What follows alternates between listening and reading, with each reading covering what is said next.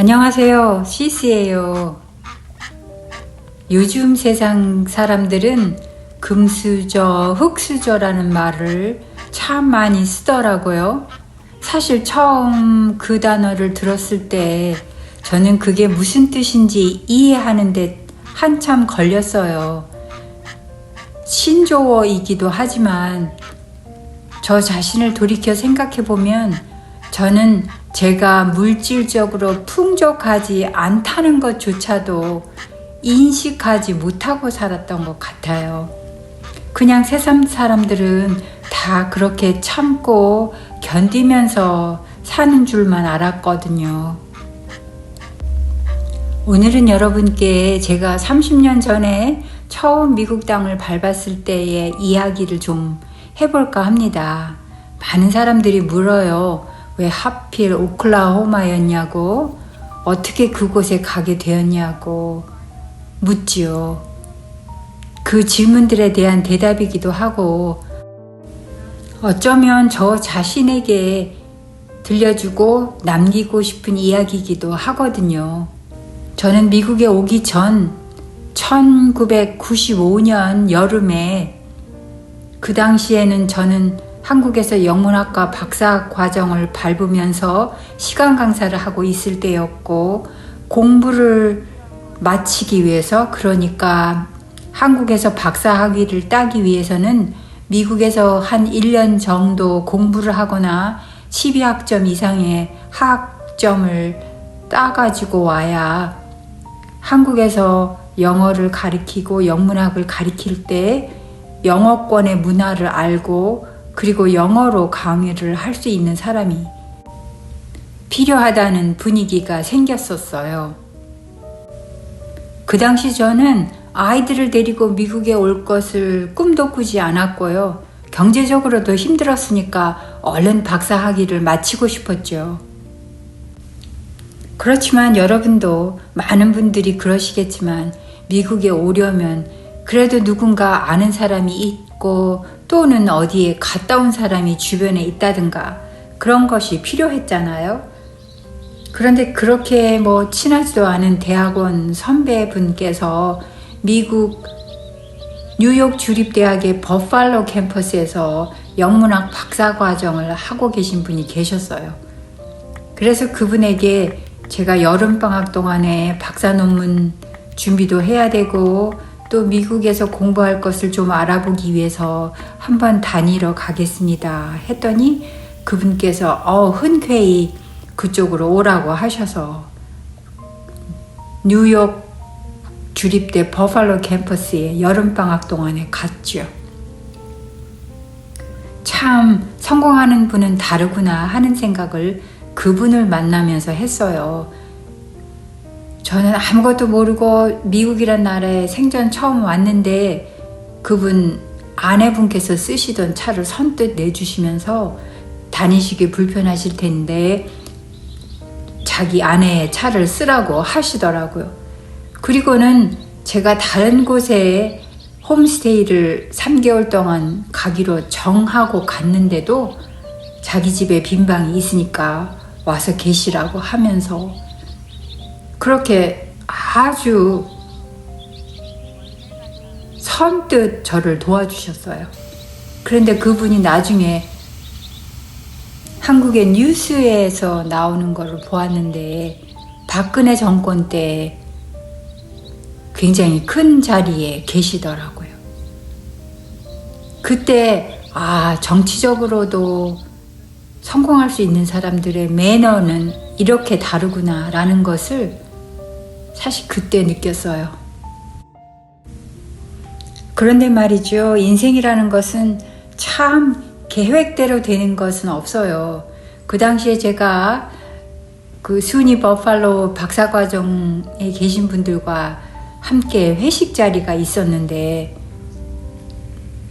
저도 왜 왔나 그래서 박사 학위를 마치려면 공부를 미국에서 하는 시간이 좀 필요한데 경제적으로 아무리 계산해봐도 제가 이곳에서 살면서 1년을 버티기가 힘들 것 같다. 생활비니 학비니 그런 것을 계산해 보니까 그때 그 모임 자리에 와 계시던 어떤 한 분이 그러면 학비도 싸고 생활비도 싼 곳이 오클라호마라 그러면서 자신이 오클라호마에서 석사를 마치고 그곳에 왔다고 오클라호마에 가보라고 그렇게 말씀하시더라고요. 그게 시작이었어요. 그래서 그렇게 저는 아이 둘을 데리고, 물론 전에 말씀드렸듯이 아이들을 데리고 올 생각은 없었지만 저희 부모님께서 아이를 못 봐주신다고 하니까 아이들을 데리고, 그때는 외국에 나갈 때 현금으로 가지고 갈 수 있는 돈의 최대한 금액이 10,000불이었어요. 아마 지금도 달라지지는 않았을 거예요. 그래서 아이들 데리고 10,000불을 들고 오클라호마행 비행기를 탔어요. 오클라호마에 도착해서 아파트 세를 얻고 2,000불짜리 똥차를 사고, 그리고 첫 학기 등록금을 내니까 거의 돈이 바닥이 나더라고요. 그래서 어떡하나 속으로 걱정을 하면서 있었는데, 뭐 미국에 오면 먹고는 살아야 되니까 식품점에 가잖아요. 그래서 한국 식품점에 가면 지금도 뭐 일할 사람 구합니다 하는 광고들이 가끔 있어요. 그래서 뭐 저는 학교는 다녀야 하니까 그곳의 광고 중에서 집을 봐주는 사람을 구한다는 광고가 있더라고요. 그래서 그 집을 봐주는 거는 애들이 그때는 국민학생이었으니까 어리니까 주말이나 그럴 때 애들 데리고 가서 그 집을 봐주면 되겠다 싶어서 그 집 봐주는 곳에 연락을 해서 그곳에 갔죠. 그런데 제가 참 순진한 건지 세상을 모르는 건지 그게 집을 봐주는 게 아니고, 물론 한국분 가정이었어요. 굉장히 잘 사는 부촌의 가정이었는데 집을 봐주는 게 아니고 그 집에 가정부 노릇을 하는 거였어요. 더군다나 그 주인분들께서는 결벽증이 있으신 분이라서 제가 그 집에 가정부로 뭐 음식을 하거나 반찬을 하거나 그러는 것이 아니고 그분 집 청소를 하는데 정말로 뼈가 으스러지도록 청소를 했어요.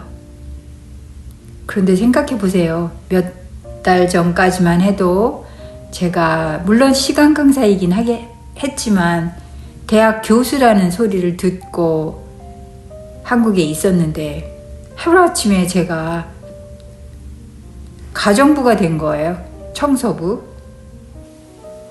그때도 저는 제가 하는 일이 무엇이면 어떤가, 아이들을 내가 먹여 살릴 수 있고 아이들을 잘 키울 수 있다면 뭐 세상 사람들이 직업에 귀천은 없다 그러는데 해보지 뭐 그랬어요. 그렇게 해서 미국에 와서 돈을 버는 일을 처음 그렇게 시작을 했어요. 물론 한국에 제가 가지고 있는 제 은행 통장에 조금 돈이 남아있기는 했기 때문에 비상금으로 카드를 쓰기도 하긴 했지요.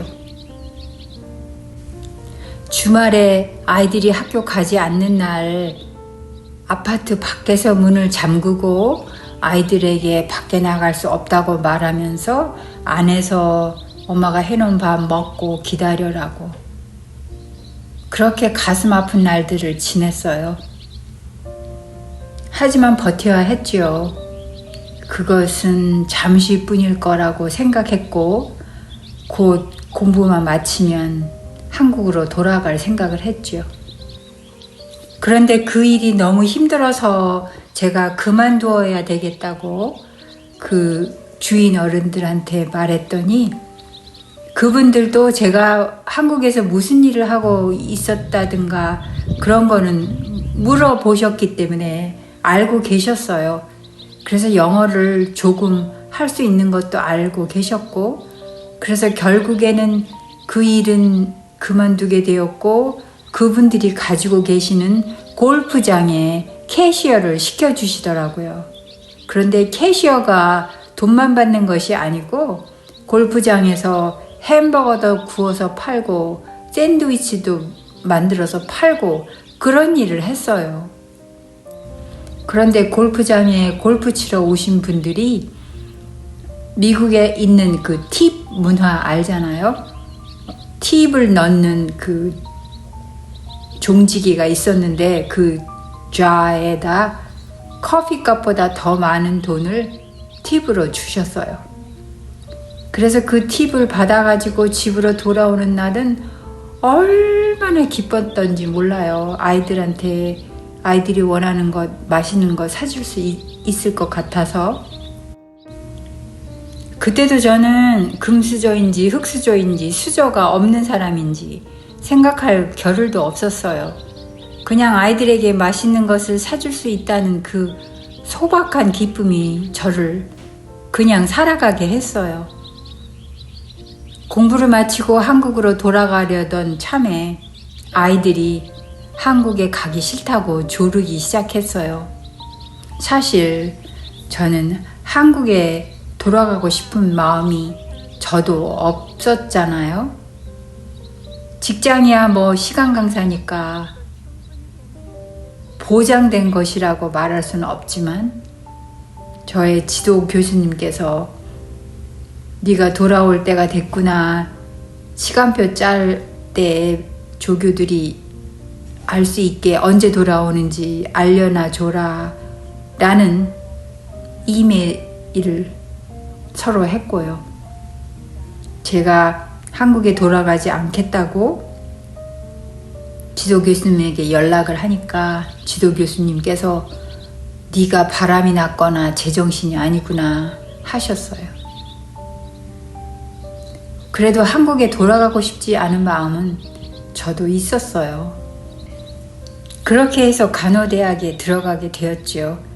간호대학에 들어갔고 간호대학에서 어떻게 공부를 했고 어떻게 생활비를 조달했는지 제가 다른 비디오에서 한번 말씀드린 적이 있어요. 그런데 솔직히 말씀드리자면 저는 처음부터 간호사가 되고 싶은 거대한 꿈이 있었던 것이 아니죠. 그저 현실을 살아야만 했고 현실 속에서 직업을 찾아야만 했기 때문에 간호학 공부를 했어요. 간호사가 되기 직전 한 1년 전에 그걸 컬링이라고 하더라고요. 아주 엄청난 깨달음이 오게 되어서 간호사가 된 이후에 진정한 간호사가 되고자 하는 삶의 태도가 또 바뀌었어요.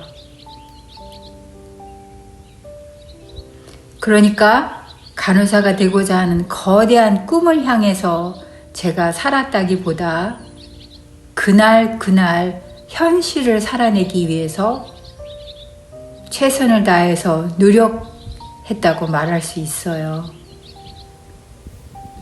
그렇게 해서 간호사가 된 지 25년이 이제 지났고